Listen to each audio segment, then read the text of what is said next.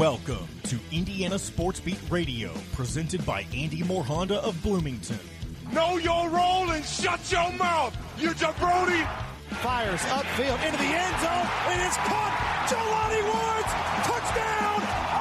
INDY! A 43-point night for Tyrese Halliburton. How do you like that, partner? Renew now, drives in low, throws up a shot. It doesn't go. Tipped up and in by Anthony Leal. Indiana takes the lead. It's pretty simple. I win. Google me. Now, here's your host, Jim Coyle.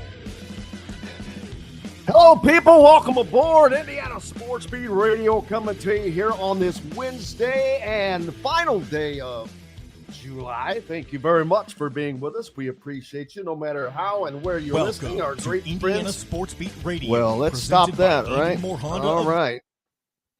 Double welcome in.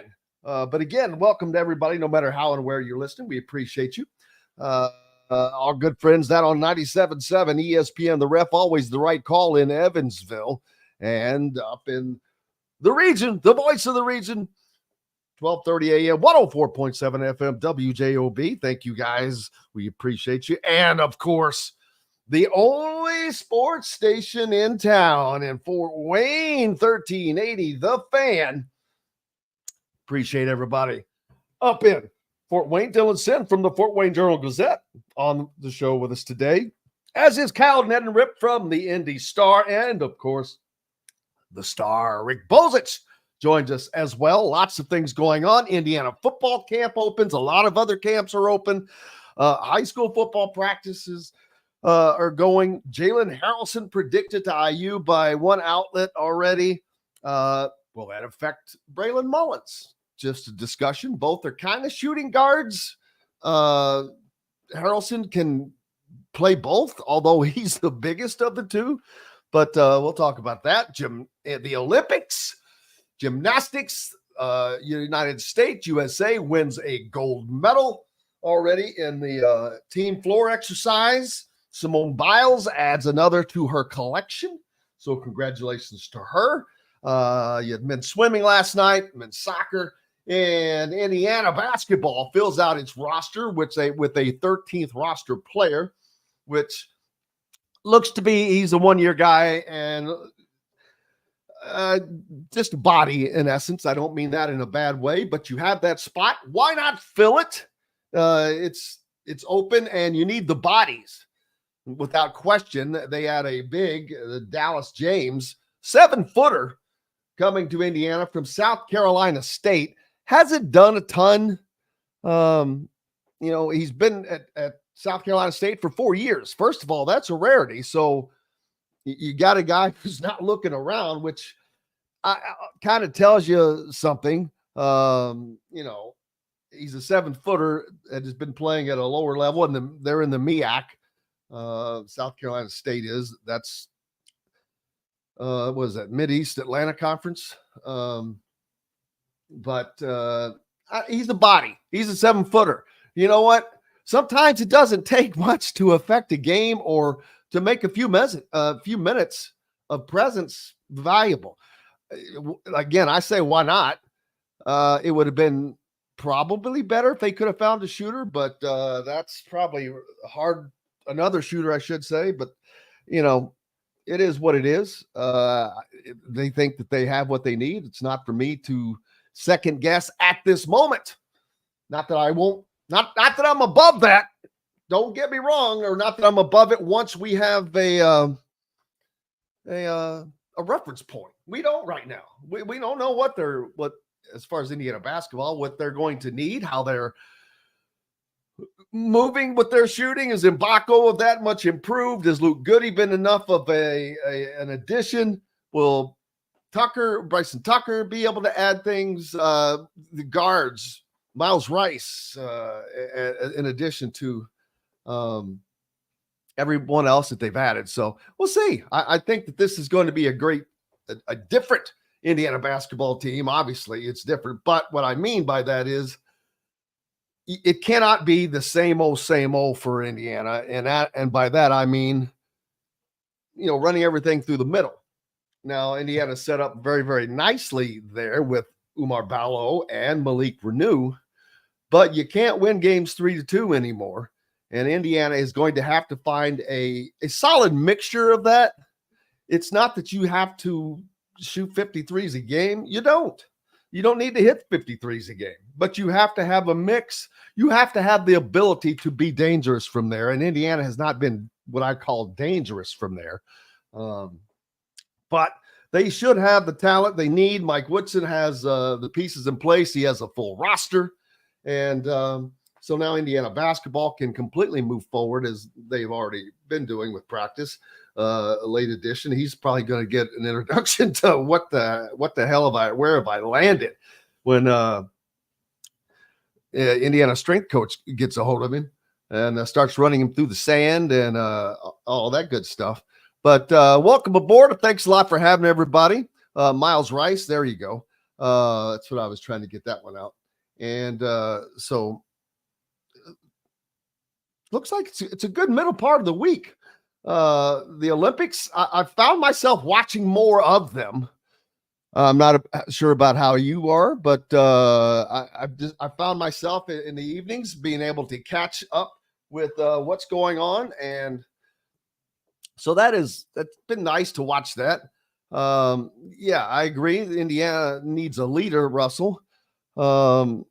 It says that Indiana has not had a leader since Yogi Ferrell. Well, there's some truth to that, and that needs to change. But that's amongst the players. Players have to take ownership. It's their team. It's their decision to win or to lose, to drive, to get better, to all those things on any team. It's player driven. It has to be. I mean, coaches are there to give you all of the encouragement, all the tools, all the resources that you need. But at the end of the day, it's up to the players of any team in any sport of whether or not you want to be good. If you don't believe me, go look at the Olympics. There's no better tale of the tape than the Olympics, especially in individual competition. Even in some of the team sports like swimming last night, that relay, holy crash, 4x100 or 400, however that goes, where each swimmer swims four lengths of the pool. Oh, I did that once. I was in college. The spring break.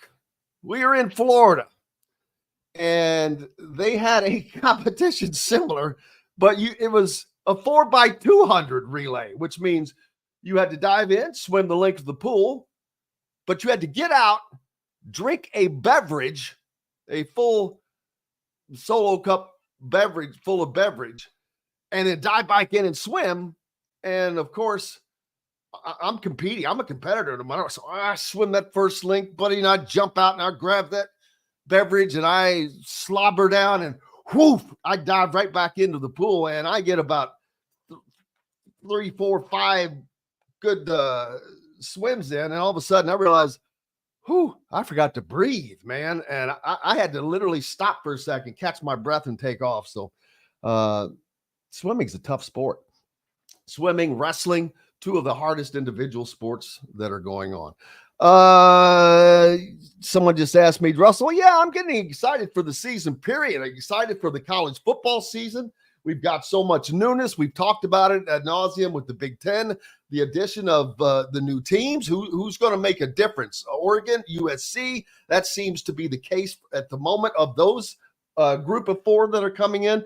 Indiana, while not a story outright. Thank you, K Bro. I thought you'd like that. I wore that just for you. I was thinking about you this morning. I saw K Bro jumping on the Andy Moore Honda hotline, our good friend Kevin Brockway, now with the Gainesville Sun. I saw your story this morning, K Bro, and I was trying to read through it when I had the time. And again, let me know what day we can get you on. Today, tomorrow. We can always squeeze you on, but love getting K Bro on here. This is a Florida shirt, K-Bro. I bought it in Florida, as a matter of fact. Having a conversation with Kevin Brockway, who's on our chat line at the moment. And you can do so, too, if you follow along on YouTube during the Brock. And the hat, got the Ugly Grouper hat on, of course. The Ugly Grouper, the place to be on Anna Maria Island, Florida. If you're already there or just going for a visit, stop by and visit them. They'll certainly treat you right. In addition to the greatest food around, including locally sourced seafood, they've got live music each and every day. And our good friends at Reynolds Family Dentistry, for those of you down in southern Indiana, down in Sellersburg, go see Dr. J. Keep up with that championship smile. He's the best dentist around. Russell says it looks spandexy. That means it looks like it's a schmedium. Are you trying to you say I'm wearing a schmedium, Russell? Not trying to do that, but yes, it is a little spandexy. It's that newer material that they use. Speaking of which, that reminds me, and I think about this every night when I watch the Olympics. Have you noticed you can tell who has the various rights to provide merchandise to the different countries, the different NBC.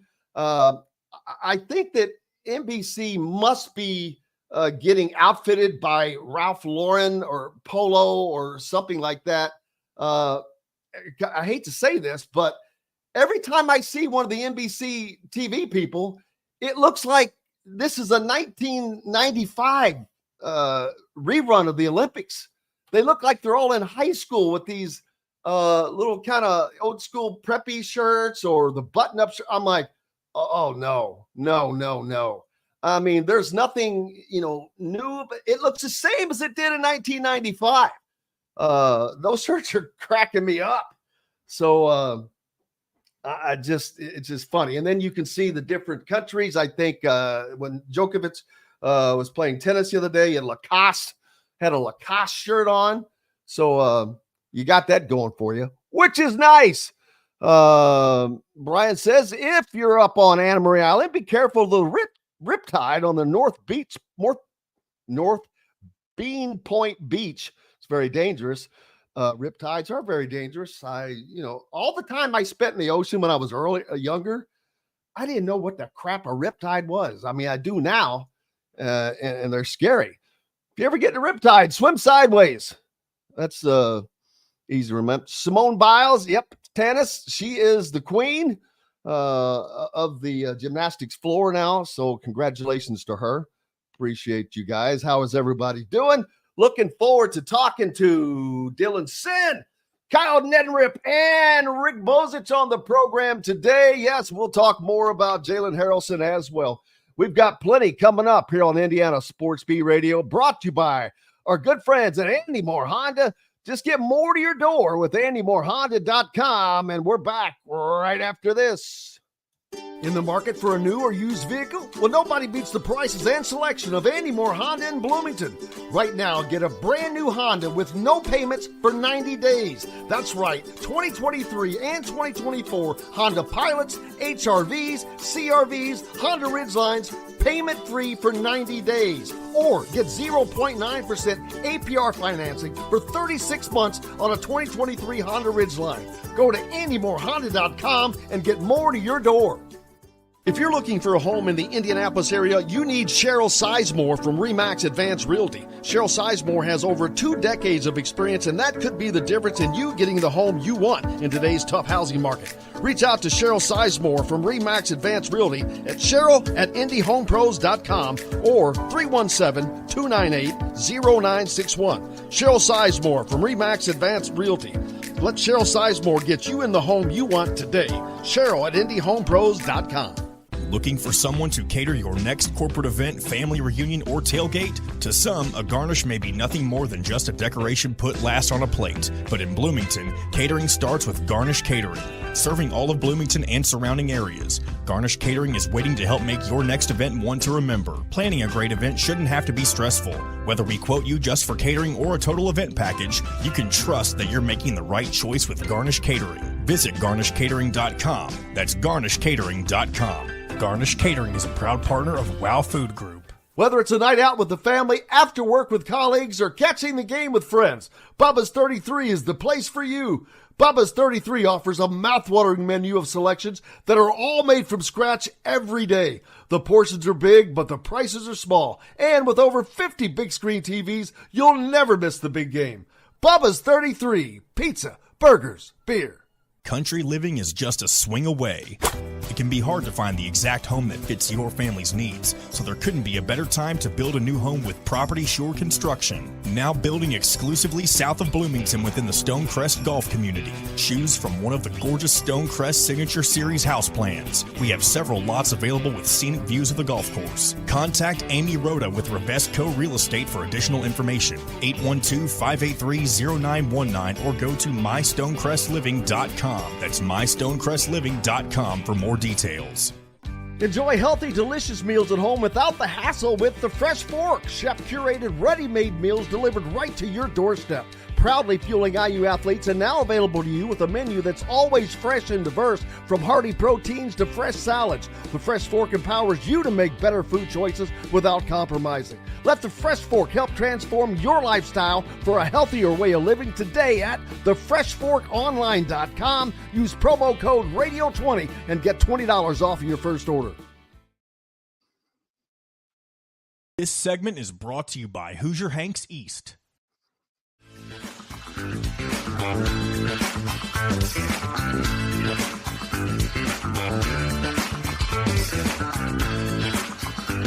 Welcome back, Indiana Sports Beat Radio on this Wednesday. It's the 31st of July. I appreciate you being with us as always. Dylan Sinn, unfortunately, just let me know he is actually covering Notre Dame's first practice of the day or of the year today. So we'll try to get him switched around and come on tomorrow so we can talk about that.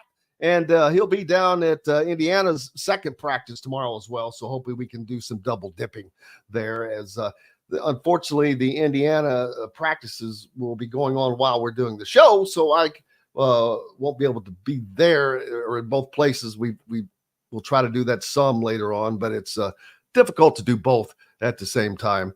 Yes, we do. We love having Dylan on, but we'll have him on tomorrow instead. How's that? No problem. Saw Jalen Harrelson predicted to Indiana. That's a little sooner than I expected to see anyone do that. I predicted Braylon Mullins to Indiana a few months ago, and of course, that's always subject to change. Everything is subject to change. If you've been following sports long enough, you know that. But especially after the last year or two, especially there's nothing is the same anymore. Commitments don't mean commitment. When you are committed and you're taking 5 visits to other schools, how are you committed? How committed are you? So, Russell about to have a coronary on the hotline, on Andy Moore Honda hotline, asking who or said that. That came from daggone it, Joe Tipton, I believe, from On 3. And he talks to these guys. So, and this is not a big surprise, to be honest with you, because while he is one of the highest recruits out there, for whatever reason, guys like Braylon Mullins, now he got a big bump. It doesn't mean, I'm not saying that that one's better than the other or one's that's not even in the conversation here. Jalen Harrelson was already up there. He was already a top 10 guy. So he didn't need the attention, didn't get the attention. And that's probably a good thing for Indiana. So, but Indiana is they have the opportunity to land far and away the best recruiting class in the Mike Woodson era here in year 4.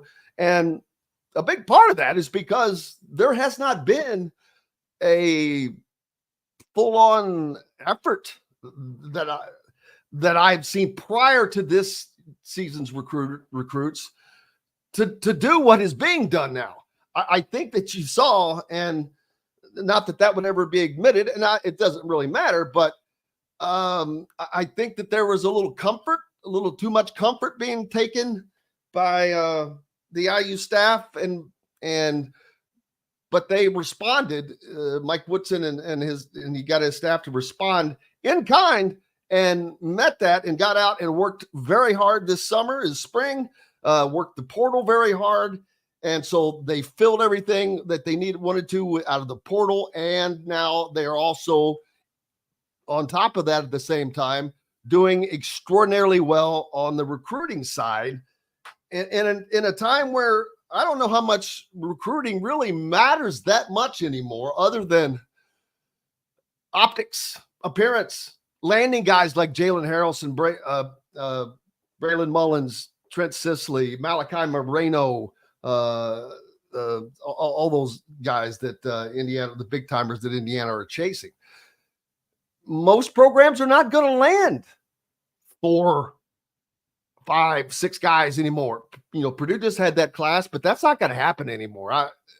With one exception, the fact is if the numbers go up of what you're able to have on your I started to say have on staff, but have on your roster, well, that changes. The potential of going, and I'm sure it will, from 13 to 15 scholarships, that'll change things. Now that will probably go back to allowing you to bring in more guys. Right now, it's not at that. John, you ain't far. It's the bread, the moolah, money, talks, BS walks. Absolutely. John, thanks a lot for being aboard. I haven't seen you before. Appreciate you being on. But that's a big part of it, without question. But there has to be more than that. UConn is not getting the guys now because of money. They're getting guys because they just won back-to-back national championships, and that's a place to be. Kansas has been a place to be. Now, they have the money. It's not that they're not getting the money, but that's not why they're getting guys. There are certain schools that, yes, they have the same amount of money. Indiana has the same amount of money as. So you have to match it. You have to be in that game, but you also have to match it with opportunity on the court. And Indiana they need this season to swing that part back around to where it's not just about the money. Because right now it is. Let's be honest. They haven't done anything postseason. They haven't gone anywhere. They've made the tournament. So this year is a very, very important year for Indiana in a lot of ways. They have to achieve on the floor. And there's no doubt to me, they have to go to the second weekend. Is the Sweet 16 appearance enough? An Elite 8 appearance would be, in my opinion. That definitely shows that, hey, we've got the talent to do this. We need you to continue that. How much talent can Indiana bring in? Like I talked about with Jalen Harrelson. He's oh man, what a sweet talent. 6'7" shooting guard, was a point guard, but he can play either, which is going to serve him well. He's going to be at Indiana for 1 year. Even if he goes to Indiana, he'll be there for 1 year. He's going to be a one and done. Braylon Mullins is not going to be a one and done. So I don't know that that's going to whether or not Harrelson, if in fact does choose Indiana, I don't think that that's going to affect Braylon Mullins, because I don't see him as a one and done. I see him more as a 2, potentially 3-year guy. If he continues to improve, Trent Sisley, the same with him. He's a 3-year guy. Malachi Moreno, if they were able to land him, 1 to 2 years probably with the talent he has and being a 7-footer. And I'll be honest with you, if I truly believe that Mike Woodson can beat Kentucky, Mark Pope in Kentucky, out for his services. And I think that that's what it's going to come down to. And I think the fact that Mike Woodson has done what he's done with Trace Jackson Davis, with Kel'el Ware, with his NBA ties, Mark Pope doesn't have that. He has Kentucky in his backyard, and his mom, who has been his support system, can go to all of his games. So it's going to be tricky there. And of course, Trent Sisley being pulled by Indiana, by Purdue, who Matt Painter has worked tirelessly to recruit him. And Notre Dame, Micah Shrewsbury. Do not discount Notre Dame from now on in getting recruits. You can see what Micah is already doing, landing guys. I'd be surprised if Xavier Robinson doesn't end up there, probably. He's already gotten Mark Zachary, who's actually a football player for Notre Dame, but is going to walk on. He's a pretty snazzy little point guard. So John thinks that Moreno's a 3-year guy, only a 4-star and unpolished. I agree, but a lot of people thought that Kel'el Ware was what he was coming out of Oregon. So you cannot base things on the immediate past present. The right guy gets a hold of them. The right coach gets a hold of them. They land in the right system, and their talent comes alive a lot quicker. So Russell asking, what's Dusty doing in recruiting? I haven't followed Michigan, but I will promise you, he's going to be a problem for Indiana. He's a great guy. He is a great coach. He has had success. He's been to the Final Four. He was one last-second shot away from playing for the championship. So, and just he's a player's coach, but don't very mild-mannered, but don't let that fool you. When I was down last year in Fort Myers, Florida, and saw them take on Florida Gulf Coast in a game that they actually lost in an upset. I saw the true coaching of Dusty Kmet. He's a coach when it comes down to it. John says he's heard that Pope has his hooks into Marino. Yeah, well, we'll see. I mean, like I said, it's who's going to blame him for staying home? It's not like he's going to a Division II school. He's going to he's going to go to a historic program regardless. So we'll see. I don't know. I don't have an insight on what Malachi Moreno was going to do. I only know that if I were him and I'm looking at the position, I'm a 7-footer, you got to look at Kel'el Ware. I mean, you have to look at what Kel'el Ware is doing. Now, Kel'el Ware is older, and so he's a little further ahead, but Malachi Moreno is going to have to start shooting from outside. He has a little bit in high school, but he's going to start working on that a little bit. But I think he could be another Kel'el Ware. But Kel'el Ware has gone from what was his reputation at Oregon. So he comes to Indiana with that. And then he was up and down, but more up than down. And then now, as he continues to grow, continues to get a little older, you've seen what he did. You saw what he did in the NBA Summer League. Well, he was a major part of a Summer League championship because he was scoring in double-doubles against his peers, against some guys that have already played a year in the NBA. So that there's just no way that does not come across to guys like Moreno. Emma says we had to select their women's seats yesterday. Last year, they had the option of row 18. This year, the closest they had to select from was 31. What a difference a year makes. Congratulations to the women's program, Terry Morin, as that one continues to thrive. No let up expected from the Indiana women's side. It's going to be interesting now that Caitlin Clark is finally gone. Caitlin Clark has been the Zach Edey of Big Ten women's basketball. She's just been this elephant in the room of talent, this monster that is hard to get around. I mean, you saw Indiana that had a great team, but man, just because of what she's able to do. But if you look at what she's doing now, you see why. She's breaking records in the WNBA. So she had a far bigger impact than Zach Edey did, in my opinion. Zach Edey was, again, I'm not trying to discount him, but the Andre the Giant of college basketball. He was just this anomaly, and it's going to be interesting to see what he's able to do in the NBA. I'm not putting him down. I wish him the best. It's going to be interesting to see how it works out for him.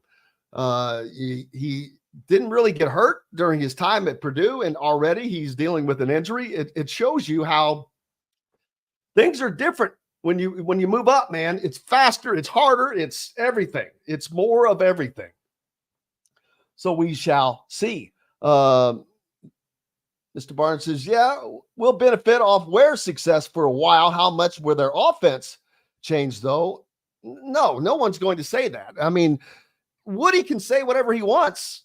He said it before. He said to expect this and expect that, and there was no change. That's what I was talking about earlier, in that there has to be a change for Indiana and their offense on the basketball court. They cannot just run the ball through Umar Ballo and Malik Renew. Both of those guys are double-double machines, which is great. But 12 points a game for Ballo, awesome. 16 points a game for Renew, awesome. That's, 28 points from those guys. Unfortunately, you're going to need 70-something points a game to win consistently. And to get the rest of those, they're going to come from shooting. Hey, you got to hit your free throws. Get the free throw percentage up. Whatever it is, if it's mental, if it's shooting deficiencies like Todd literally talks about all the time, I don't care. You got to get every little thing fixed. Every little detail has to be fixed. It reminds me of Kurt Signetti. That's why I have great confidence in what they're going to do this year. He is a detail-oriented guy. And I mean right down to the details of the details. So every little thing matters now. The margin for error has shrunk even more than it used to be. And I don't even know that it was that big before. Well, everything, the margin is smaller in all sports, men's, women's, doesn't matter. You see teams able to land certain people and change. So we'll see. I think it's going to be fun. Brian points out that thank you, sir. The average free throw shooting percentage in the NCAA is 70%. Okay, that's the average. You got to be better than average to win. If you want to win, if you want to be an Elite Eight team, you have to be better than average. You can't be average at pretty much anything. You don't have to lead. You don't have to be the leading 3-point shooting team, but you have to be better than average.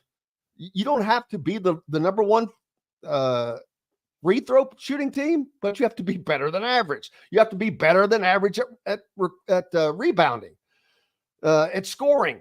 At everything. You just have to be better than average in anything if you want to be a winner. John pointing out that it seems like the Caitlin Clark hate is subsiding. Has anyone noticed how bad free throws have been in the Olympics? I have not.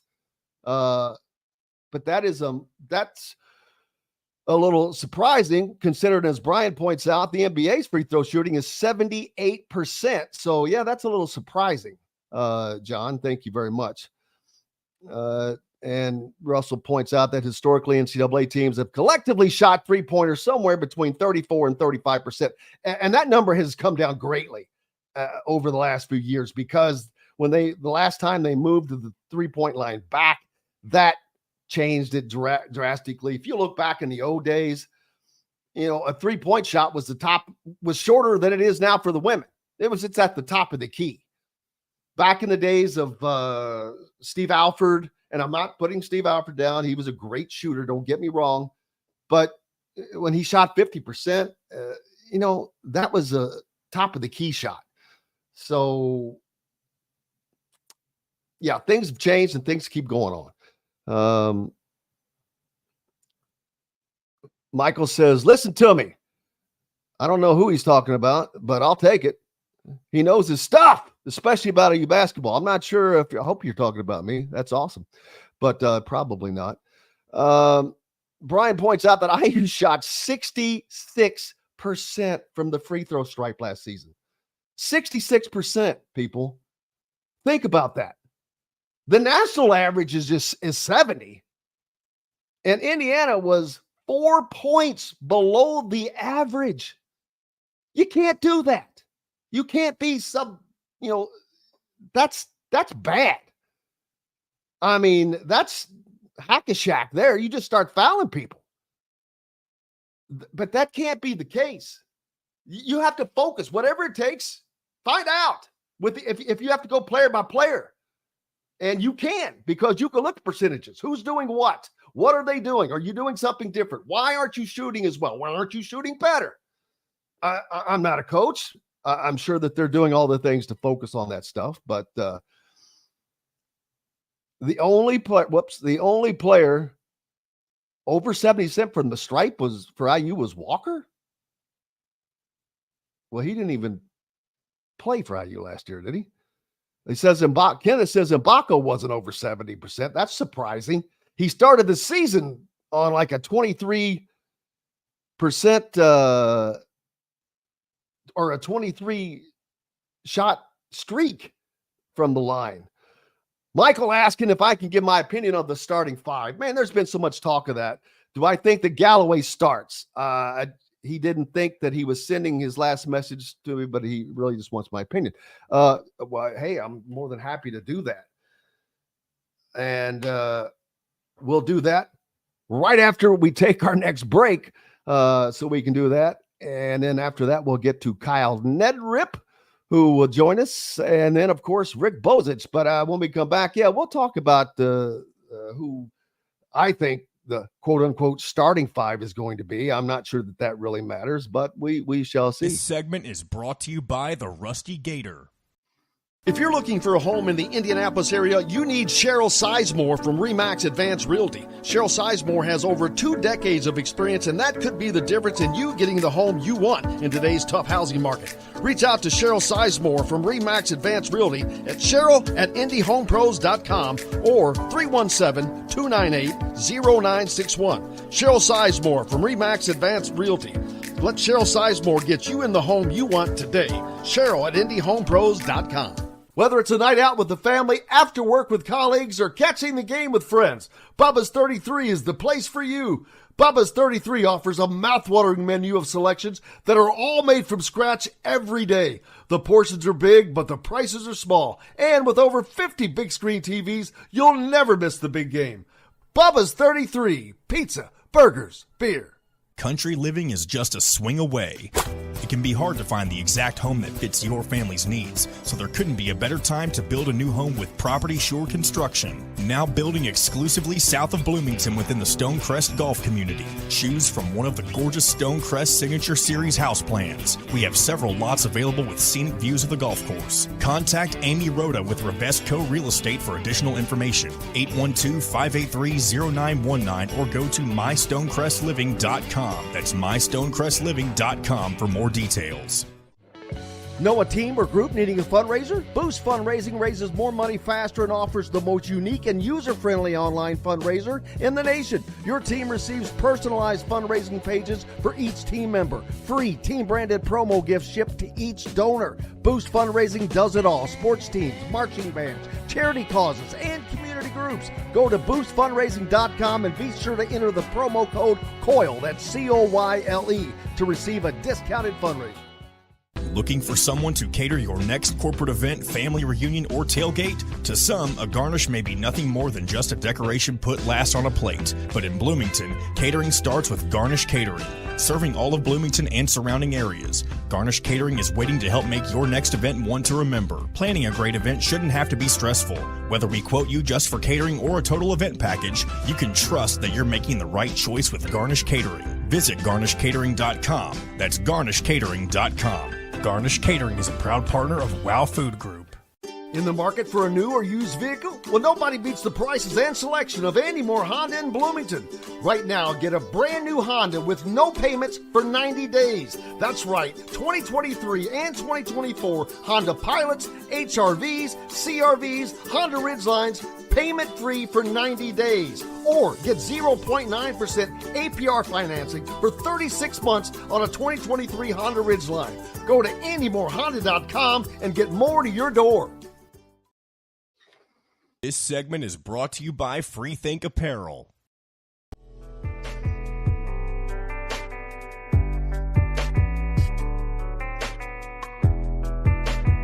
Welcome back, Indiana Sports Beat Radio on this Wednesday. Thank you so much for being with us. Final day of July. We're over the hump of the year, man. We're over the halfway point, and football practice starting today for most college programs. Indiana, Notre Dame, Purdue as well. So tomorrow, Dylan Sinn will be. Hopefully, we'll get Dylan on tomorrow. He's at Notre Dame's practice today, and we'll be at IU's tomorrow. So hopefully, we can talk to him and get an update on what that's like. But I'll be honest with you, it's just I'm not sure what people are going to see a lot of this early on. It's just continued. They're not going to show a lot, but for IU football, I can say one thing: there is no quarterback race. Kurt Cignetti is not going to name a quarterback. I was reading something about that he's just never done it. That he'll just, march the guy out there. But it's not gamesmanship. That's just what he's always done. But there's no race either. I can tell you that just by listening to him, talking to him, when he was on the show with us last week at Big Ten Football Media Days, you just listen to what he says. He talks about Curtis Rourke as the starter, as he should. He's a fifth-year guy. He's married. He's very mature. Taven Jackson, very athletic, a great guy to have on in the number 2 slot, ready to go in case something happens, and we've seen it happen more than once. But there's no. But he also said that Taven's got some work to do. But that's Kurt Cignetti's level of work to do. That's because everything has been raised. Higher tides raise all ships. And, I know that's a cliche, but it's also true. Taven Jackson was a starter last year. Okay. He's not, he's the number 2 guy now. At least I'm saying he's the number 2 guy. He's not going to be the starter this year. That's, unless something were to happen to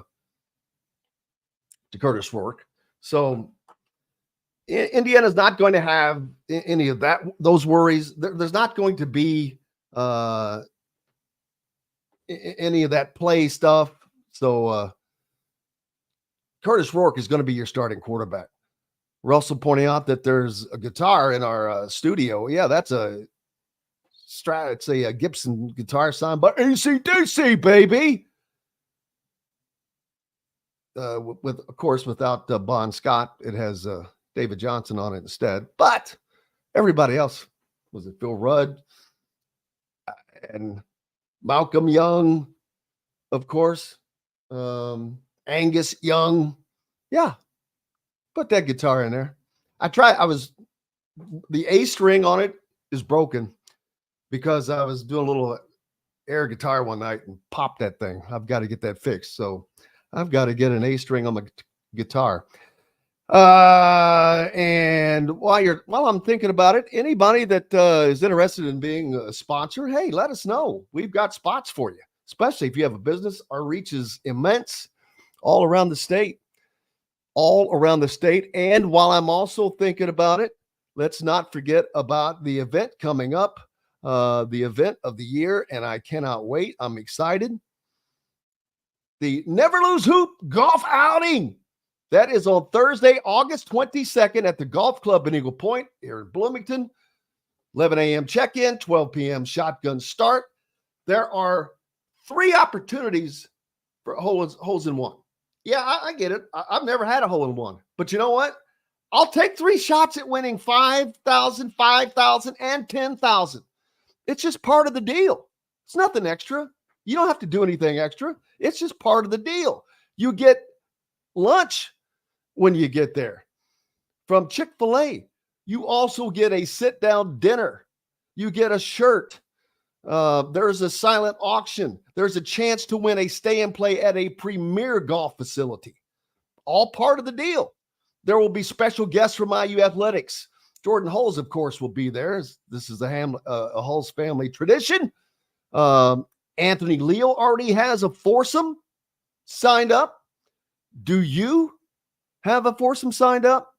You should get that in there and get signed. Let me get this off, and then we'll let's see, where's the there we go. Events.golfstatus.com event /never lose hoop, but just go to events.golfstatus.com, events.golfstatus.com. You pull that up, there's a search, just put in never lose hoop. It'll bring it right up, and you can sign up for an individual or a team registration or a sponsorship. If you'd like to sponsor a hole. We had tons of people become hole sponsors in the last couple of years, and would love to see that again. It's only $100. That's your donation. You can become a donor to this event. All monies there. This is not, where 10% is. No, all monies are going to the in coordination with the Bloomington Monroe County Community Foundation. All monies are going to help kids and their families that are affected by cancer. So let's I'm going to leave that up for a little bit, that link at the bottom of the page for those of you that are watching. But again, that's events.golfstatus.com. Bob Kravitz going to be playing. I meant to reach out to Todd Leary about playing. Mitchell Page, I think, will be playing. Let's see, Chris Denary. I'm trying to get Chris involved as well. And I haven't even really gotten started yet. So it's going to be a fun day, period. You're going to see there's going to be IU athletes out there. All of them aren't playing, but they'll be there. Photo opportunities for you. So plenty to do. But most importantly, it's only $125. That's your standard, pretty much a standard scramble. But look what all you're getting. Look what you're doing, man. And as a matter of fact, there are some of these sponsorships that come with a foursome in the event. Like the top sponsorship is like $1,500. There's a couple for $1,000, but you get a foursome in the event. That's $500, and you're writing it all off. So come out and have some fun and help Never Lose Hoop and the Hulls family, and us help area kids that have been affected by cancer. Really, I know a lot of people do a lot of things, and JC Hulls was on with us yesterday, and I've got to get him back on because I didn't get to talk to him as much about his basketball stories, and he's got tons. He's been around this game forever. Father of Jordan Hulls, of course, but his dad was on Bob Knight's first staff when they came to Bloomington. How wild is that? That's how the Hulls got here. If that didn't happen, Jordan Hulls didn't play for Tom Crin back in the day. Doesn't happen because he's at Bloomington South High School. So lots of cool stuff, man. Lots of cool stuff. But all right, so I said that I was going to talk about what was it? Now I forgot. Someone asked me something before the break. And so now I've got to get down and find that back again. Russell asking, is Colts quarterback injury prone? Heard someone step on his foot. Yeah, they worry about everything when somebody breathes on you hard, but we will sure find out. Brian says IU is countering Purdue with a plethora of 7-footers. Well, there is something to that as you see guys get bigger in shooting. The guys that are multi-dimensional. Umar Ballo is not one of those. He's a Zach Edey type. Now, he's not nearly as dominant as Zach Edey was, obviously, but we'll have to see what he can do in this offense. I cannot remember what I was going to talk about when I came back. Thought I wrote that down, but I did not. Oh, the starting five. What I think the starting five is going to be. I'm not positive, but it doesn't matter when you're this deep. Most teams are 8-man rotations, maybe 9 once the season gets really going. Early on, it's a lot more than that. But I don't know how. If you're putting it depends on what your thoughts on it are as a coach, your philosophy. Do you want your best 5 out there? Do you want to put your best 4 and 1 and bring one of the best off the bench? Who works well together? There's so much that's going on during the summer that makes that question harder to answer. And then you have the fact that Mike Woodson is a loyal guy. Trey Galloway's been here the whole time. He's worked very hard. He stepped up last year when they needed him to do certain things. And a lot of coaches reward players for that. And I'm not saying that you shouldn't be rewarded, but this is real life. It's not about last year. This is not about being rewarded. It's not about deserve. Deserve's got nothing to do with it. As William Money said in that great Western, deserve does have nothing to do with it when it comes to last year. Deserve's got to do with what you can do now. IU's 2 best guards are probably Rice and Carlisle, to be honest with you. Should they be the starters? Yeah, I'm going to say that they should, but you also have to manage how you work the bench now. You can't, if they're your 2 best, you can't bring both of them off the floor at the same time. I don't think the Galloway's going to be a starter, but I don't know how Woody is going to run his offense. Would he rather have 2 kind of starting point guards, which is a great problem to have? And if that is the case, does he start the game with Trey Galloway and then bring in someone off the bench and go longer with that person? I don't know. But Mackenzie Mbaka was undoubtedly going to be a starter. Umar Ballo was going to be a starter. I would be shocked that if him and Malik Renew don't both start. So now you've already taken up the 3 other spots with 2 guards. Boy, that sounded like Bob Knight, the way he would enunciate. Guards. Your guard play, now you look here, your guard play has got to be set. It's got to come down, and you've got to be ready. Your guards have got to play great defense. I mean, I can't do Bob Knight. Not many people can. Matt Taylor, we have to get him back on for that. That's a great question. It truly is. But Indiana is a wealth of riches when it comes to that. While Lou Goody is not so much a guard, more of a 3, he could probably play the 2 if he had to. So they got so much to mix in. I don't know. Gabe Cupps, how much has he improved, really? Has he improved his shooting? Has he improved his confidence? Has he improved his ability to get the ball to people to score? There's just a lot of questions that I don't have the answers to, and I'm not going to pretend that I do. Everybody else can say things. It's all talk. It's got to be seen, and we have to wait to see that very thing. And you see that on the floor. So who's that going to be? I don't know. Mbako will start. Renew will start. Ballo will start. If I were a betting man, I'd have to go with Rice and Carlisle. I mean, that's a great starting 5, period. That's a top 20 starting 5 in the country. So probably going to put that on the floor. I don't think that But then again, do you then come back at a break with Gabe Cupps and Trey Galloway coming in? That's probably a big difference.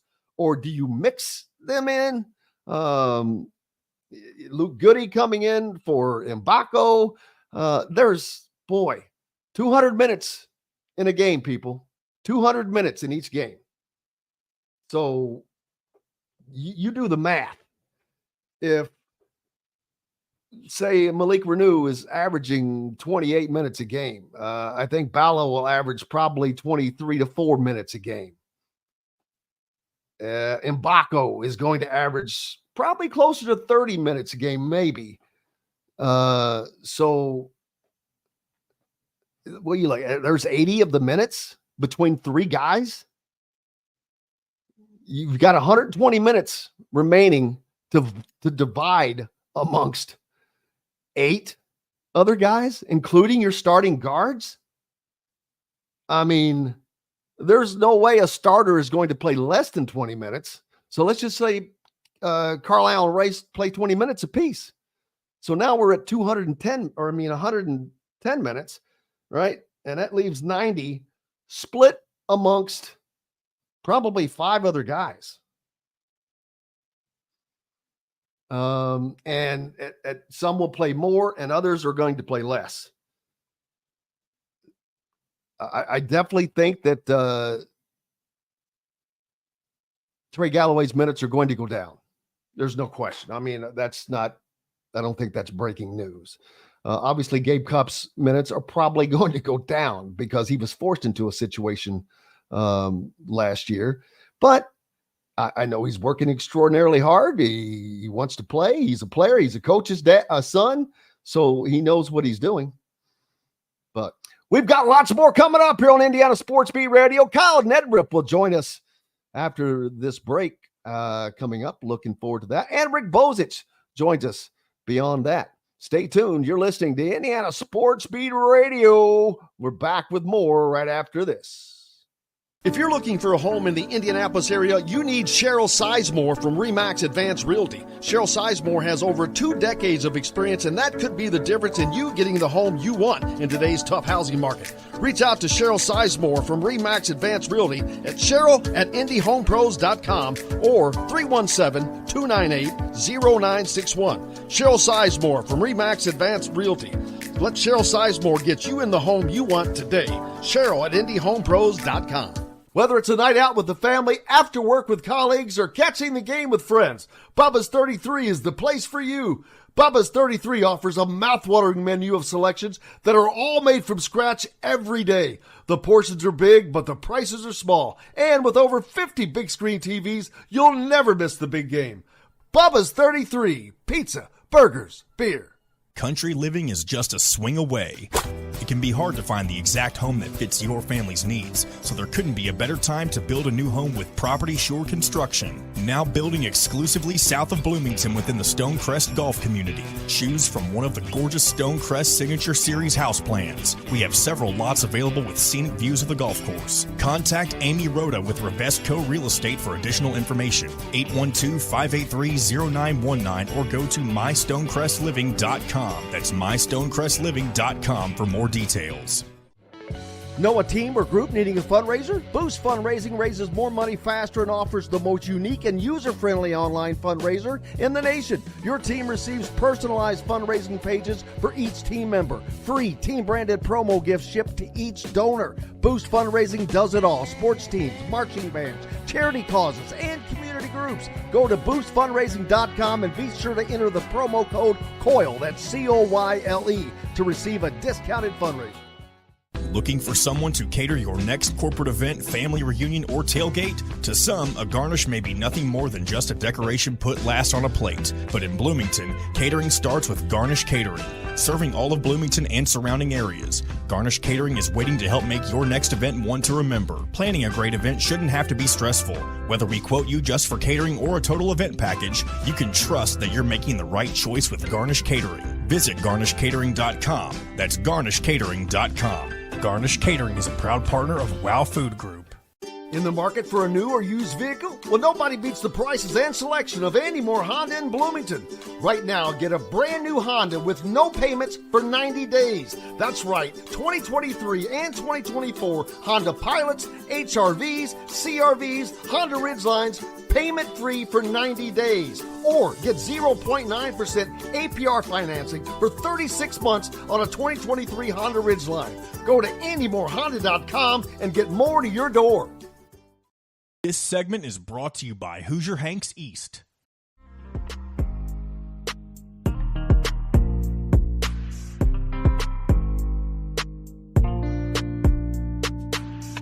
Welcome back, Indiana Sports Beat Radio on this Wednesday. Thank you so much for being with us. As always, we appreciate you greatly. Joined now by Kyle Neddenriep from the Indy Star.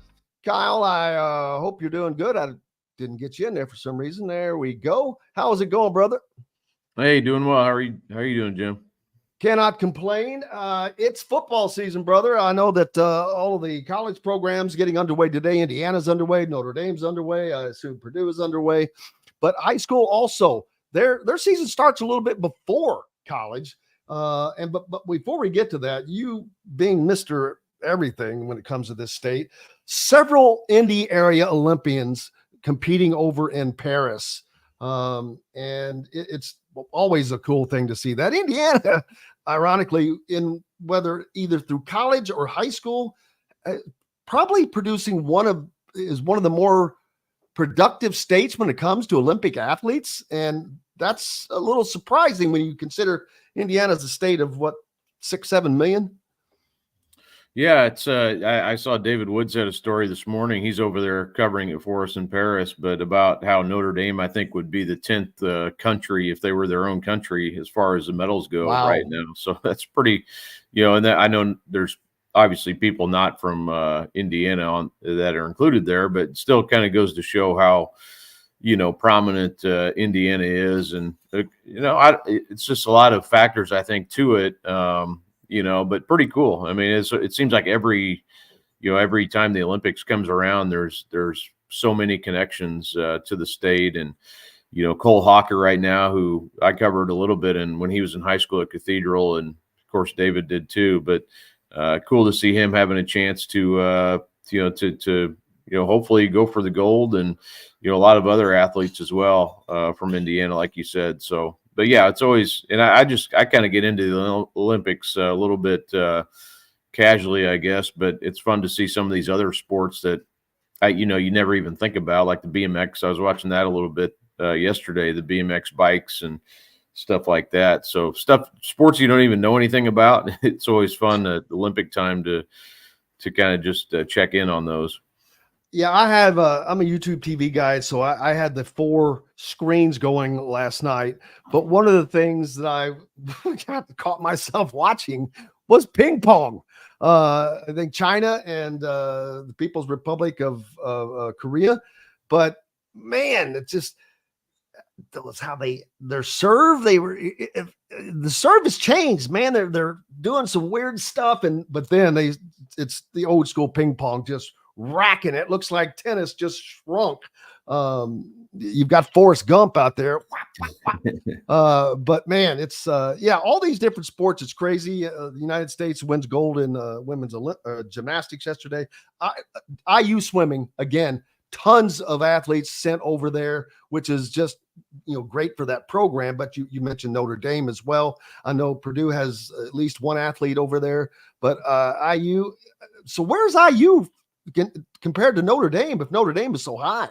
I don't know for sure. I didn't catch all that, but yeah, I would think they would be up there as well. But yeah, the ping pong's fun. That may be the most fun to watch, just how far they are off the table and still getting how far away they are. It's fairly amazing. And then the rugby, I was watching that a little bit, caught that on the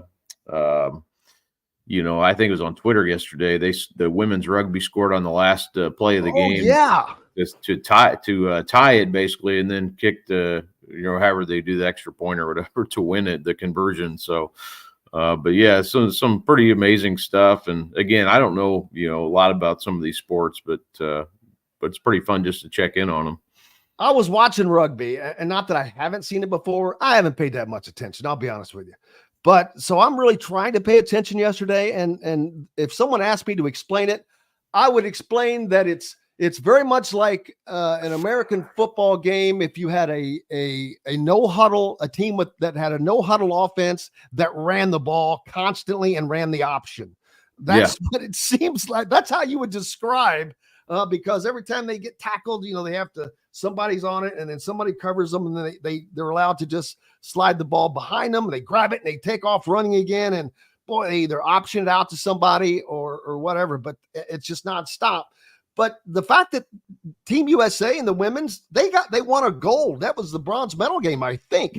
They ended up winning the bronze there based on that last play of the game. So, but I was telling my son, I was like, how do they not have some sort of, prevent defense, to allow to keep that from going the full length of the field. But yeah, I don't know how all that works exactly, but pretty amazing how that game ended. I mean, just a wild finish and pretty awesome for the women's team to get a medal out of that. The college programs have begun their practices, and I mentioned that because there are obviously a ton of former Hoosier high schoolers at Indiana, at Purdue, at Notre Dame, that they're getting their shots. They're ready to go, have great season, of course.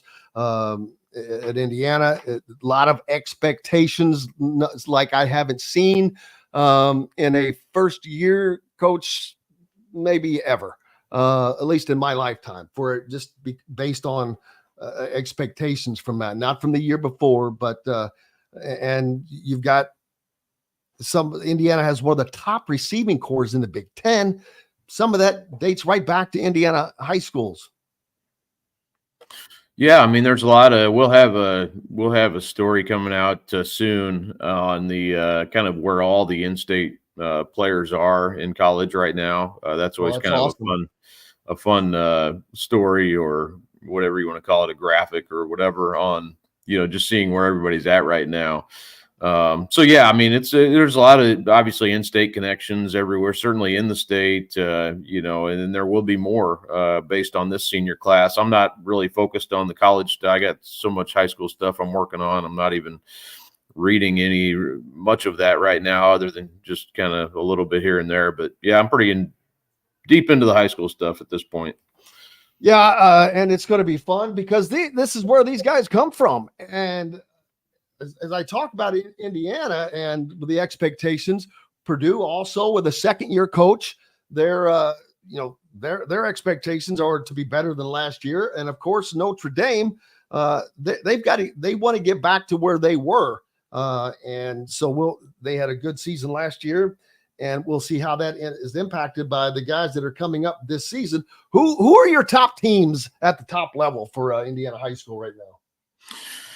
Well, someone asked me that yesterday. I haven't put that out yet. I'm still kind of, looking at some of that, but I think you could probably have to start with Ben Davis. And you talk about Notre Dame, and they've got one of the top players in the state, and Mark Zachary, who's going to be at Notre Dame next year, and he's going to be playing offense, and he's a defensive recruit, but he'll be playing some offense as well. Certainly playing some receiver for Ben Davis.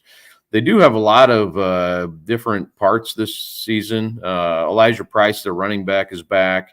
Isaiah White on their defensive line is back, but new quarterback, quite a few new receivers. A lot of basically their entire linebacking core is gone to graduations, but they are Ben Davis. They always reload. And they've got I don't know if anybody saw it yesterday. I had a story. Their new offensive coordinator has a background with Hal Mummy and coached a little bit in the XFL. He's only 27 years old.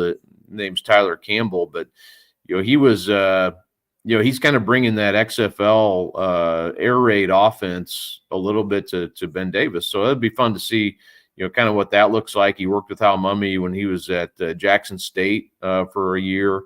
And then, was able to remember Hal Mummy, people. He was not the inventor of the air raid, right? But was it Mike Leach that came before Hal Mummy? Because there's a connection between those guys. Yeah, I think Hal Mummy was actually first, and Mike Leach is part of that coaching tree. So, And then Dana Holgerson as well. And there's others. And they obviously those guys have been very successful on offense. And Tyler was talking about how he got a chance. All those guys were in a room together in 2019 at the football coaches convention, and he was able to kind of just, along with some of the other younger coaches, just kind of sit there and listen to those guys tell stories. And so he's got a lot of that background. It's just that's kind of a side story to what you're asking, but just kind of a cool, part of their season, I think. And, so they've got a lot of new pieces. I think, Carmel, I believe, is going to be a lot better, although they were only 5-5 last year. But the north side of that bracket in 6A, I think they'll be a factor this year, along with, Westfield was a team that was one step away from getting to the state finals, lost in the semi-state to Crown Point in double overtime. So when you look up north, I think Westfield, Carmel, HSE certainly will still be a factor. And then I think Warren Central is a team to look out for. It's hard to call Warren ever a sleeper just based on their history in football, but they were only 5-7 last year, but man, they've got their defensive line is ridiculously good. Damian Shanklin, who's pretty much, counted as the top prospect in the state. He's going to LSU defensive end. And then Tyrone Burris, who's, almost as highly touted as well. He's on the other defensive end spot. So very, very good defense. And then, their offense, has a lot coming back too. So I think they'll be a factor along, you can never count out Center Grove. Brownsburg should be good, although relatively inexperienced on offense. They have a lot of defensive guys back. So 6A is always fun for me.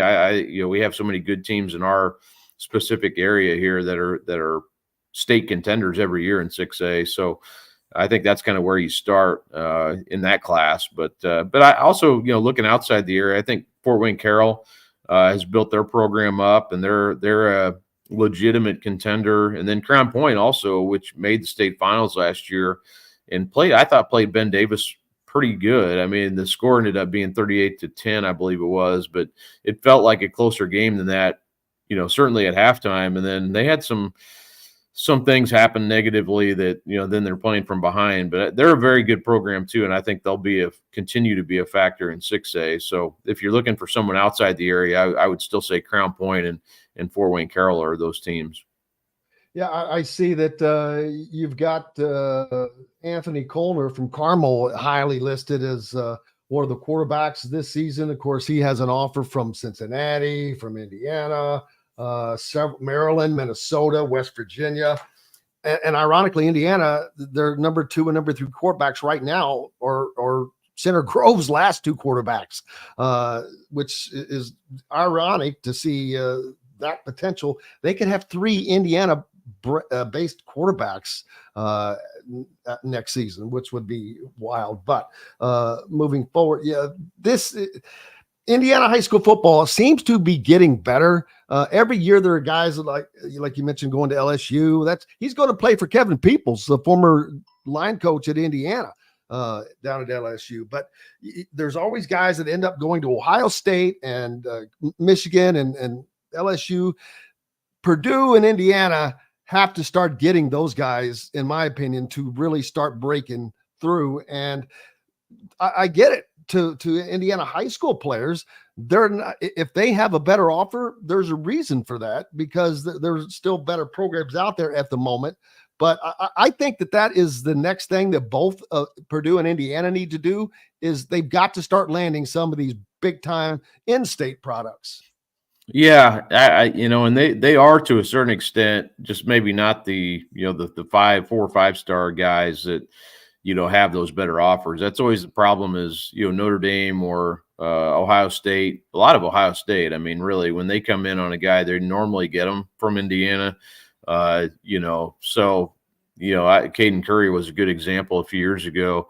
Josh Mickens was another one. When Ohio State comes in, that's normally spells trouble for the in-state programs. But yeah, they are doing pretty, they're getting, you mentioned the 2 Center Grove quarterbacks. I'll be interested to see how Tyler Cherry, kind of comes in and does this year, or what their plans are for him moving forward.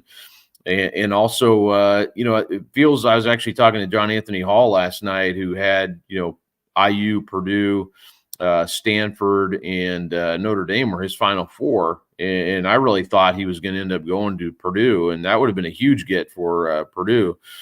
But he ends up going to Stanford and visited out there and really liked it. And obviously it's hard to turn down a place like Stanford, academically and athletically. So, it seems like they've been really close on some guys, both those schools in the past few years on, getting a really breakthrough type of player from the state. And, that obviously they've got some, Donovan McCulley was a big get for IU.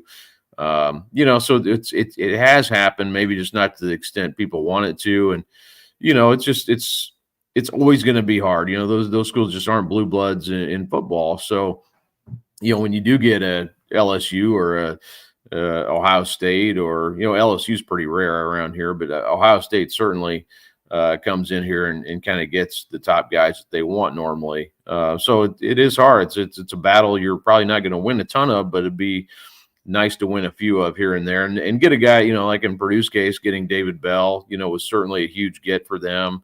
So if you can get some of those, and then also the how the portal works now, you kind of develop those relationships, and hey, it doesn't work out at Ohio State or wherever. We're still, you still have that relationship from the past that you can go back to. And that's why you never anymore. You don't want to burn those bridges, because you're going to maybe re-recruit that guy at some point. What's up next for you, sir? Just a lot of football stuff. We got our super team photo shoots done. We'll get a couple more to shoot, but most of our kids, we got them all done last night, and so that stuff will be rolling out here. It'll be probably a couple weeks still, but a lot of other football stuff. I've got our offensive lineman went up this morning.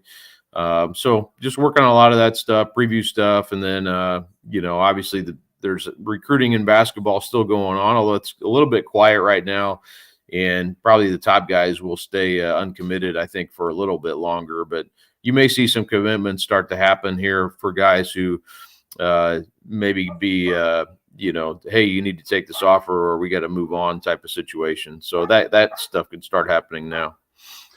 Kyle Neddenriep from the Indy Star. You should be following him if you want to keep up on what's going on in this state of Indiana. Appreciate you, my friend. You bet. Thanks, Jim.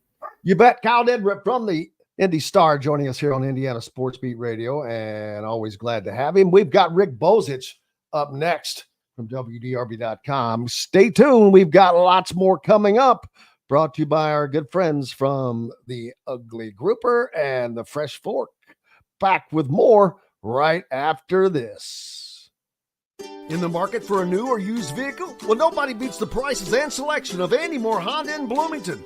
Right now, get a brand new Honda with no payments for 90 days. That's right, 2023 and 2024 Honda Pilots, HRVs, CRVs, Honda Ridgelines, payment-free for 90 days. Or get 0.9% APR financing for 36 months on a 2023 Honda Ridgeline. Go to AndyMooreHonda.com and get more to your door. Looking for someone to cater your next corporate event, family reunion, or tailgate? To some, a garnish may be nothing more than just a decoration put last on a plate. But in Bloomington, catering starts with Garnish Catering, serving all of Bloomington and surrounding. Well, I don't know what happened there, but I think we're still going. I cut the commercial short, Rick, but we've got Rick Bozich with us. Maybe that'll work out for my benefit anyway. So we were long yesterday. So how's Rick Bozich doing? He's doing good, man. He's doing good. It's a beautiful day outside. Last day of July, which means August is coming. We'll get back into football, and everything's good. Football has started. I know Indiana's in practice today. Notre Dame's in practice today. I assume Louisville with Jeff Brom going at it. Have they started today? They start today. Jeff Brom talks to the media, I think, at 4:15.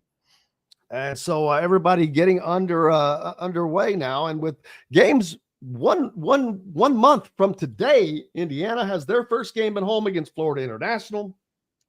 It's hard to believe we're a month away from football season. Everybody says that every year, though. It's like one of those stupid Jimmy Kimmel videos that they show. I saw one not too long ago. They must have had 40 news anchors weather people, can you believe it's May?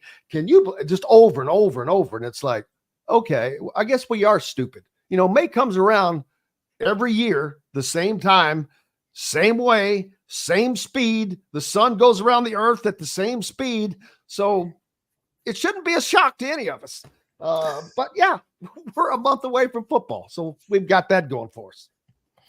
Yeah, and last week was obviously Big Ten Media Day, and Kurt Cignetti, I thought, did a good job of creating interest in IU football, which seems to be one of his specialties. We get closer now to what people have been eager to see ever since he was hired is what's it going to look like? How's it going to be different than it was under Tom Allen or under Kevin Wilson and all these new players, which guys are really guys who are going to contribute and be good, and are they going to have better quarterback play? Are they going to have better offensive line play?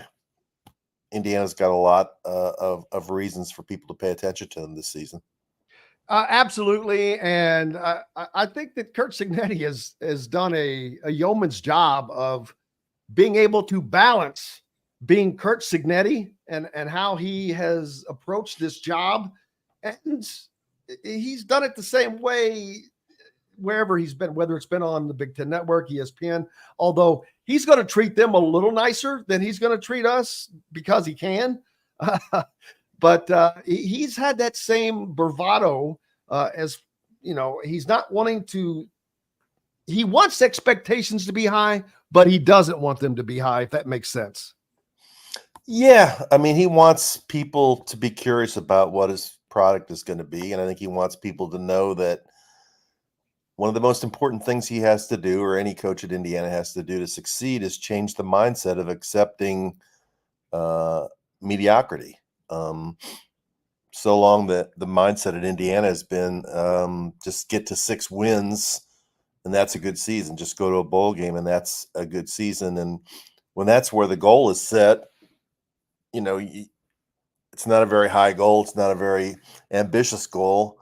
And most times you don't reach it, and it's never gotten any better. And I think that, he risks setting it too high, but the program has been stagnant for so long that it needs some kind of a shock to the system to change not only the football team, but to change the fan base, to change the whole environment around IU football to get it past where it is now.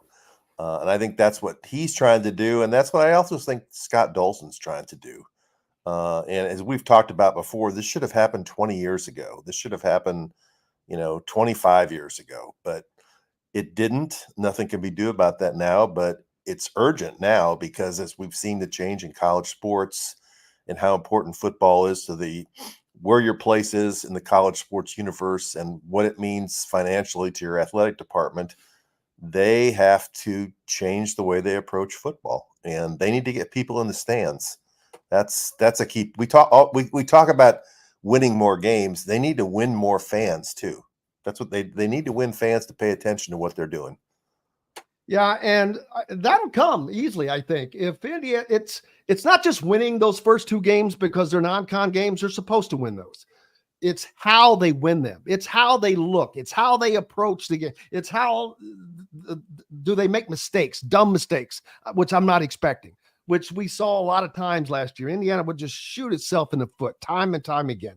I think that one of the things Kurt Cignetti is that he is detail oriented right down to the details about the details. He is not going to let that kind of stuff beat him because he knows the margin is much smaller for a program like Indiana. He's not at Michigan. He doesn't have all these 5 stars on his roster, but he has the guys that he wants on his roster at the moment that he can make it work with. But at that same time, there is a difference in talent. There's no lying. You can't dispute that. So you have to make up for a slight lack of talent by being better, smarter, faster, whatever the case is. Make less mistakes because that comes down to it most of the times in the game of football. You're right. You can't have some of the dumb penalties that we saw under the Tom Allen era. You can't have lapses on special teams plays like we saw. You have to be elite in those levels. And that's always been a thing, I believe, for programs that are trying to improve. It's hard to be really good on offense and defense because there's a minimum number of elite players who play, especially on the offensive and defensive lines and some of the skill positions. But you really do need to put a lot of emphasis on special teams. There's no reason you can't have a really good kicker. There's no reason you can't have a really good punter. There's no reason you can't be really great on coverages and not get beat on those kinds of plays. And I think he's aware of that. And the thing that makes it easier to believe in what he says than some other people is that, as he said, check his coaching record. It's not at this level yet, but wherever he's been, he's taken programs that haven't been great and he's won with them. So that shows he knows what the process is like. And to me, the second fact of it is the fact that he was willing to risk a pretty good career at James Madison and possibly, wait another year for a better opportunity to actually come to Indiana. He's not a dumb guy. He knows what Indiana football has been.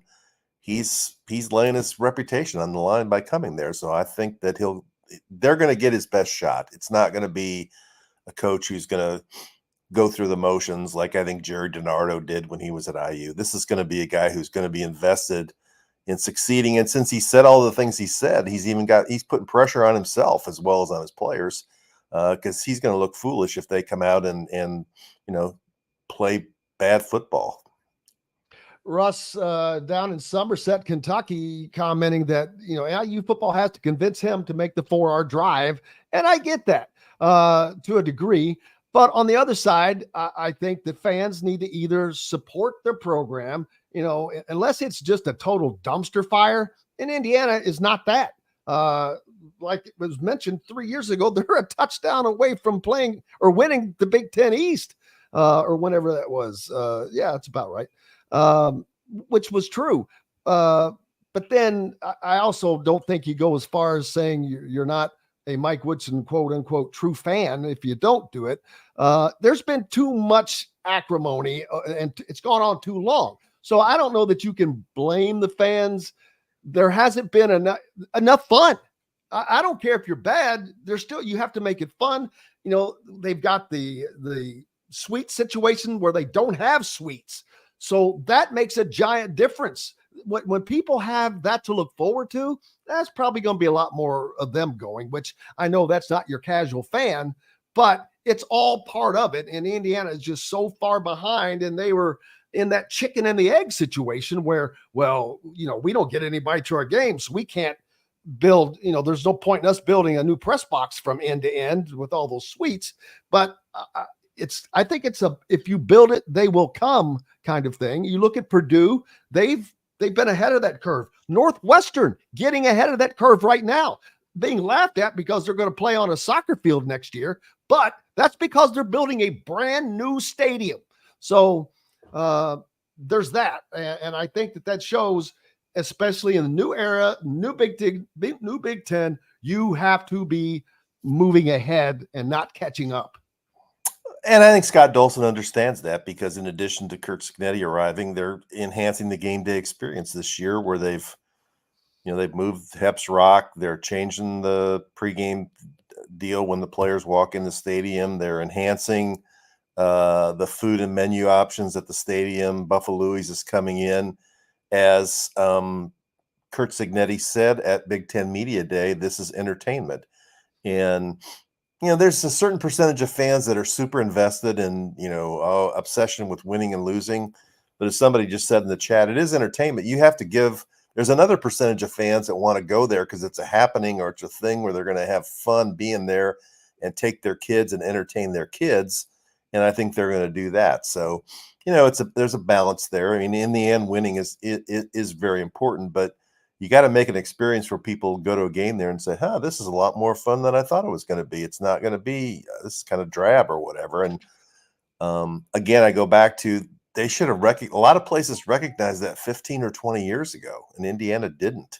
It just kept accepting the way it was. And that's why they're in this position they're in. And they're playing catch up, and they're going to be playing catch up for a while. until they do some of the things that we've talked about. I mean, Memorial Stadium, I give Fred Glass credit. He closed in both end zones, and he's made it a better environment now than it used to be when both end zones were open the way they were, especially on the north end of the field. But they need to take the next step, and suites or something. I've seen it at, you go to a game at the places I go most often are Louisville, Kentucky, and Indiana. All right. Louisville built a new stadium in 1998, and they've already added on to it twice. They have suites on both sides of the stadium, and it's much better atmosphere, much better situation than in Indiana. Kentucky renovated Kroger Field twice. They put suites initially in the corners of the end zone the first time, decided that wasn't good enough. One year they tore out the press box. They've moved the press box up higher. They've put in all new suites in the middle of the field. Much better experience. That's the next step Indiana has to take. At some point, they need to enhance the football stadium and make it a place, as you said, where you've got suites for people who want to go to the game and watch the game the way people who can afford to watch it everywhere else in a suite where you have catered food, you've got access to TVs, you can see replays, you can socialize, you can invite clients, you can invite friends.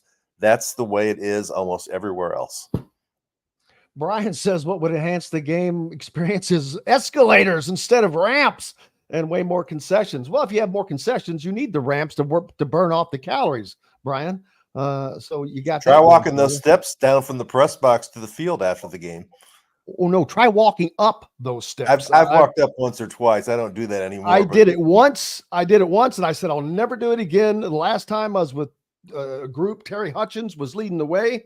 Dearly departed. Love Miss Terry so much, but he knew exactly how many steps there were. It's like 1,284. He said, "All right, gentlemen, get ready." And he knew exactly how many steps there were. And that was the last time I did that. I had plantar fasciitis previously. And after doing that once, the next day I could feel that coming back. And I'm like, oh, hell no, that is never happening again. But walking down isn't easy either on your knees now. No, but I'd rather walk down than walk up. They just need more elevators. And another thing, they shut the only elevator, that main elevator going up and down, that they shut it down for the coaches like 40 minutes before each half into the game. Is kidding, being a little exaggerative, but and that one, I think that one elevator's been there since the stadium was built. Of course, it's connected right to the press box that has been there since up and down all the way there. I mean, that's again. I mean, these are the kind of things that should have been taken care of a long time ago. And I agree.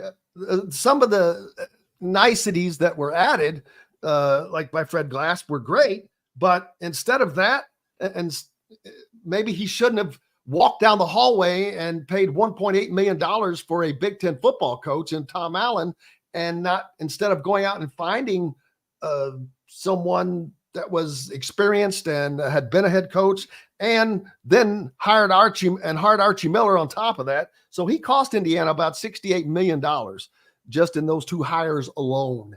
And yeah, everybody likes to talk about the facility, but hell, I could have done that if you gave me all that Big Ten money. That's when the Big Ten money started coming in, and Indiana did start doing some things that they were way behind on.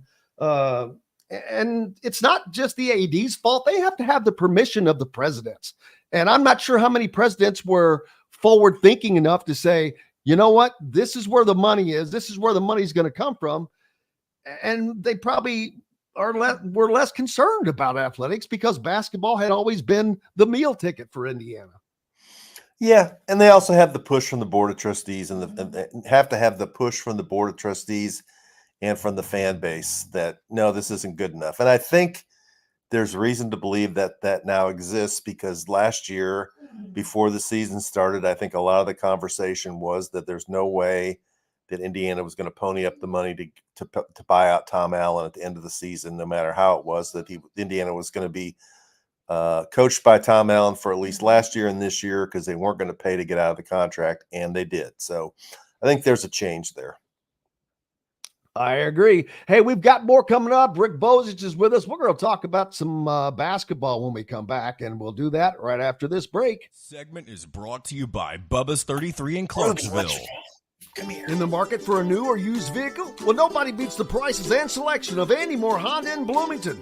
Right now, get a brand new Honda with no payments for 90 days. That's right, 2023 and 2024 Honda Pilots, HRVs, CRVs, Honda Ridgelines, payment-free for 90 days. Or get 0.9% APR financing for 36 months on a 2023 Honda Ridgeline. Go to AndyMooreHonda.com and get more to your door.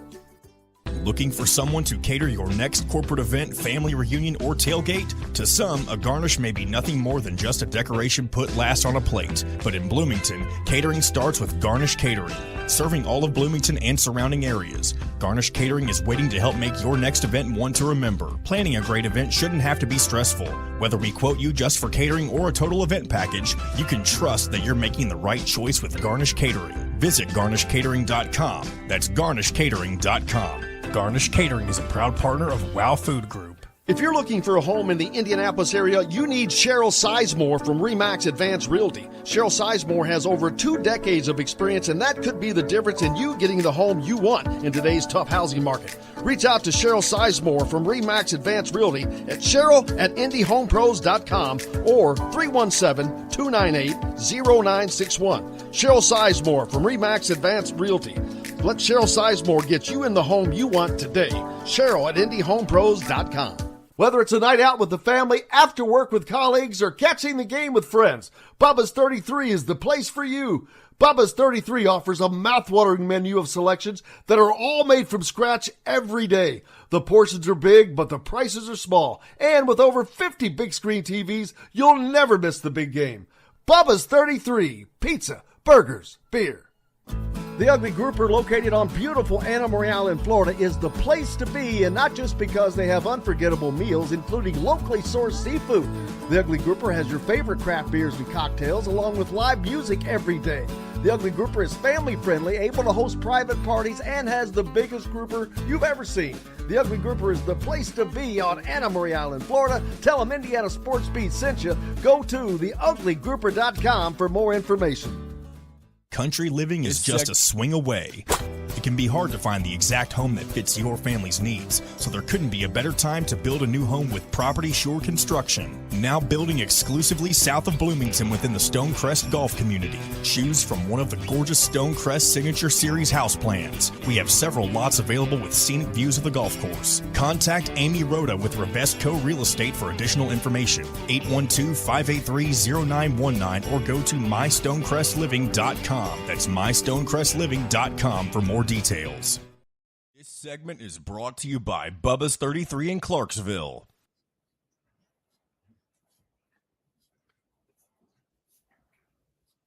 Welcome back, Indiana Sports Beat Radio, here on this Wednesday. Rick Bozich joining us from WDRB.com. And Rick, you guys got a lot of rain down there in the Ville. I saw, man, flooding all over the place. Yeah, we've gotten rain quite a bit the last few days, flooding around the I-64 a little bit. I don't know. It's sunny right now, so hopefully the worst is past. There you go. Hopefully it is. I know that our peeps down in Evansville got pounded as well, but hopefully all that is past. It's finally, we're getting some of that summer weather that we got away with in all of July. It was remarkable. But of course, football practice starts, and it's like the old days, man. It's hot. Also, I noticed that, before I get to that, the TBT final between the Ville and La Familia, UK's alumni guys. And is it appropriate that their alumni team is a mafia-related name, La Familia? But man, that came down to a bad ending. And I said this the other day, and I'll say it again. There is nothing that is more disgusting, more classless, more gutless, more any other word I could throw on top of that than spitting on somebody on purpose. I don't get it. You're a coward. Either take a swing or shut up and walk away. But spitting, you need to be kicked in the nether region, man. I don't understand that. I don't recall ever in my life, as mad as I've ever been, that being a thought. Yeah, it's the most vile thing you can do to somebody else. Most disrespectful, unsanitary. Imagine if you did that during COVID times, which was just a few years ago. You'd be arrested for that. Um, yeah, it was Shinano Anuoku, Louisville center. Kentucky team led the entire game. Louisville cut it down a few times. They got down to the Elam ending. I think they were down 6 or 8 when it started and never could get it closer, I don't think, than 6, maybe 4. I don't remember. But Andrew Harrison hit a 3 that won the game. And then he took off running and waved goodbye to the Louisville fans on the west side of Freedom Hall. And then he ran down by the Louisville bench. In the entire game, a number of Kentucky players were doing the L's down sign the entire game, which, that's like waving a red cape in front of a bull and people get mad. All the other Louisville players, I think, ignored it and walked off the course. And these guys are friends, away from competition like that. It was civil before then, but I think Onuaku, the clip I saw, he kind of gave him a semi hug and said, "Don't do the L's down anymore." And then he said, Stina said something to him.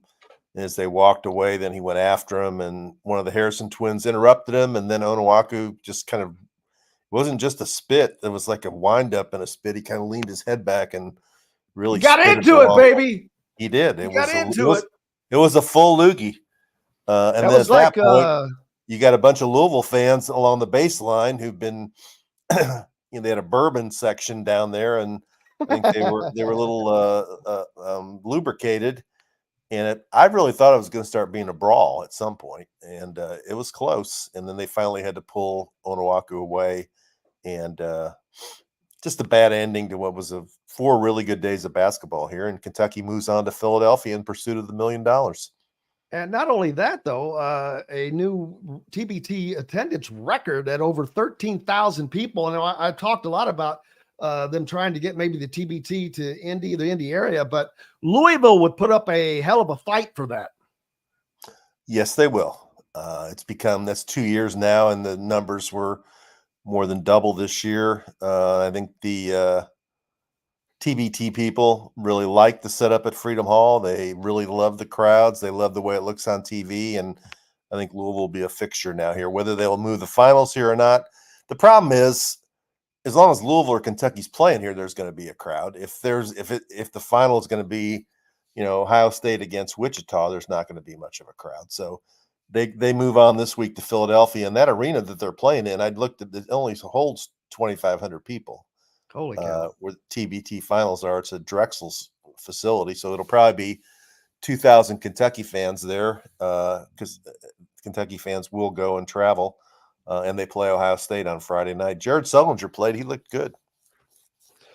Yeah, and you also have the fact of Southern Indiana with the Indiana fans of once they get their team. I think Indiana they had to get this year out of the way. I don't know that those guys knew what it was going to be like as far as the TBT was. It's a different game. Not that they don't know how to play to a certain number. It's not that. It's how you play together. It's like the team they lost to, Eberlin Drive. I talked about them. I said, hey, these guys have been around since the installation of the TBT. They know what it takes. They've been in these situations before.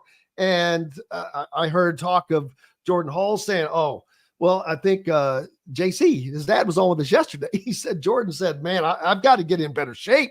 He was not in as good a shape, even though was a year removed or 2 years removed from playing professionally. When you stop, you stop. And we've already seen Troy Williams say, hey, man, that was a blast. I can't wait to come back. So I think that they're going to have a much better go of it next year. And man, oh man, can you imagine a region, like a second round region, not second round, whatever they call it. There's only one weekend and then it moves on to the finals, I guess. Right. Right. Can you imagine if you had Indiana, Louisville, and Kentucky playing in a same region in a championship? Now that would be spectacular, but they don't have it set up that way right now. And I think that they need to move to where Louisville and Kentucky or Indiana and Kentucky couldn't play prior to the finals. They could probably do that, or at least the final 8. I think you want to have a final 8 game where it would be big time atmosphere of local rivalries playing with a chance to go to the final 4 on the line. But yeah, Indiana needs to get more guys committed to playing. I mean, it was mainly just Yogi Ferrell and Miller Kopp at the end, right? Because Morgan got hurt and Troy Williams was hurt, and I don't know what happened. Devontae Green kind of disappeared there, and Vonleh never did anything. I mean, they need to get, I don't know, Robert Johnson or James Blackman Jr. would really help. To have a 3-point shooter would help. But the danger is, though, that some of these guys that have really good careers in Europe, you're risking injury playing these things. And from the guy I talked to who coached another team, you're responsible for your own insurance. I mean, they're not insuring you, so there's risk involved, and I can understand why some of these guys don't want to play. Absolutely. And it is hard timing wise. I mean, some of these guys, if you're playing overseas, J.C. Hulls talked about that yesterday when Jordan was doing that. They're out of the country for 10 months out of the year already. And if you're single, that's still hard. You've got 2 months of freedom at home. The last thing you probably want to do is spend 3 weeks of that, getting ready for another basketball game, unless it is at home. That would probably make a difference. But especially if you're not getting paid or get paid very much unless you win the whole tournament. Exactly. Exactly. Yeah, Brian, I was thinking of the Seinfeld episode earlier with the Magic Loogie.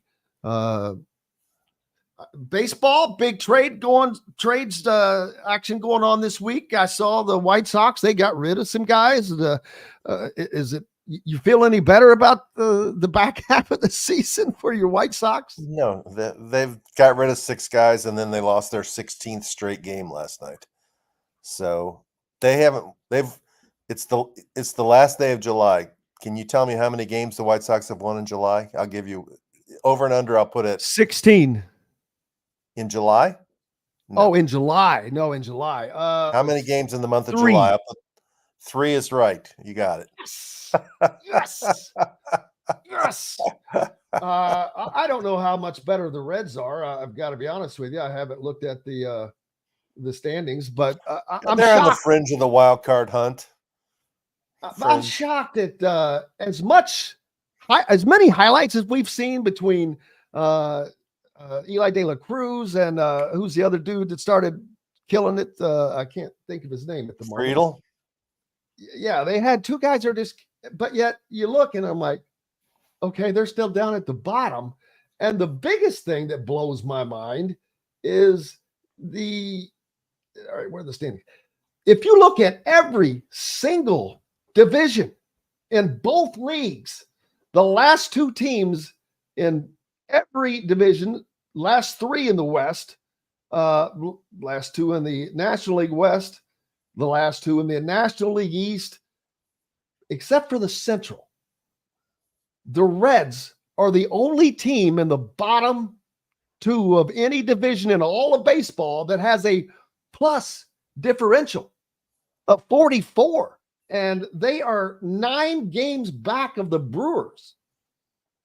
In other words, they got a positive run differential, and most people would say that should translate into a better record than what they have, which feeds the narrative that a lot of Reds fans have that they don't like David Bell as the manager and they'd like somebody else in charge, which I don't blame them. I never was a big fan of David Bell when he managed here in Louisville. I didn't think he was a very dynamic leader, and he hadn't done much with the Reds to dispel that notion. So I don't know.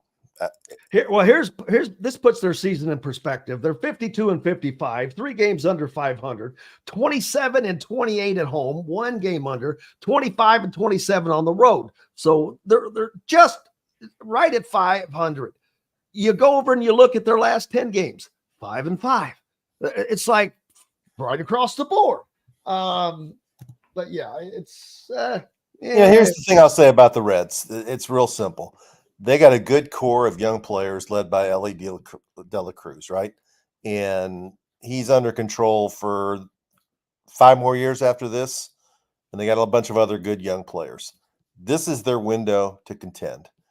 They need to get serious about it in the offseason and spend the money, and fill the gaps that they need and go for it, because Dela Cruz is only going to get more expensive. He's going to be cheap next season and the year after. Then he goes into arbitration. He's going to start making money, and you better take advantage of these guys when they're younger and more affordable, because once they get past that point, they're going to price themselves out of Cincinnati's pocketbook. Absolutely. And not only that, the Cardinals, you got to give it to them. They climbed out of the basement from last season. They're sitting in second spot, 6 games back of the Brewers.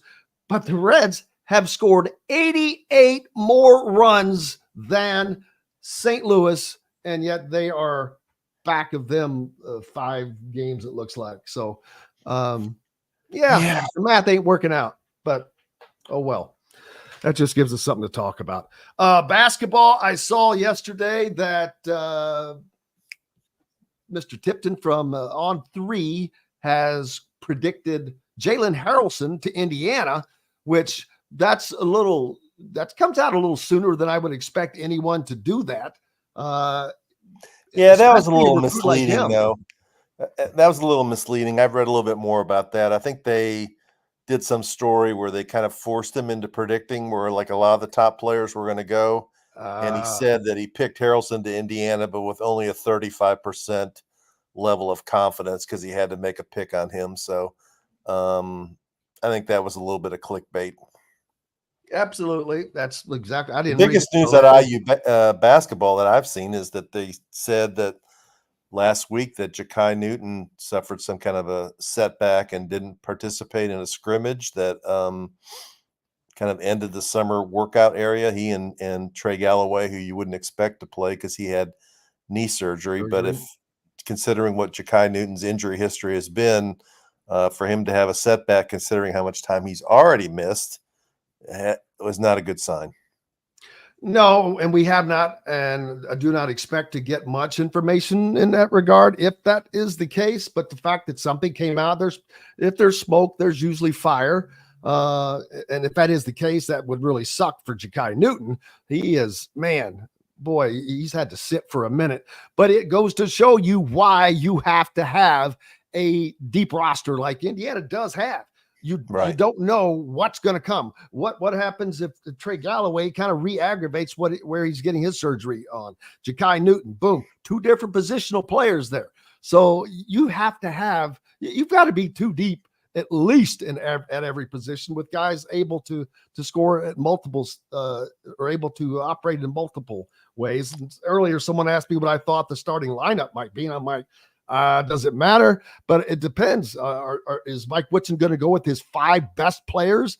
If that's the case, well, that's easy. You're going to have Rice and Carlisle and Baco, Renew, and probably Omar Ballo out there. But I don't know if that's going to be his strategy. Yeah.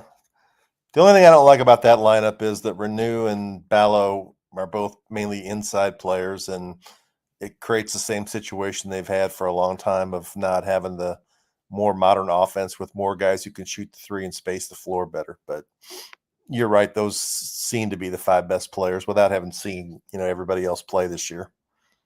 Robert says that he heard that Newton posted on Exeter. That's a good way to call it. I've never seen it referred to as that. I like that it was a false report, rumors. I haven't seen that.